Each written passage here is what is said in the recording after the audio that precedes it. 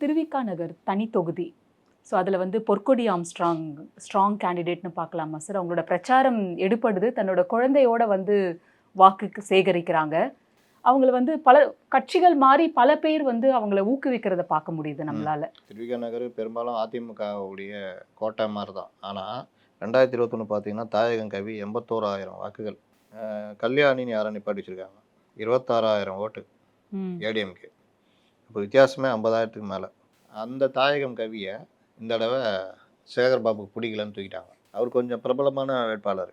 கடைசியா தாயகம் கவி, கல்யாணி. ஓகே. இந்த தடவ வந்து ரவிச்சந்திரன் ஒருத்தர போட்டிருக்காங்க. அவர் எக்மோர்ல எம்எல்ஏவா இருந்தவரு. இப்ப அவர கொண்டு வந்து இங்க போட்டிருக்காங்க. தொகுதிக்கு அவர் புதுசு. பொற்கோடி ஆம்ஸ்ட்ராங் வந்து ஆம்ஸ்ட்ராங் அந்த ஏரியாலயே ஒர்க் பண்ணுவாங்க. பொற்கோடியும் நல்லா ஸ்ட்ராங்கு. ஏடிஎம்கே ஓட்டு. பல்லவின்னு டிவிகேல அந்த அம்மா ஒண்ணும் கிடையாது. மாவட்ட செயலாளரு.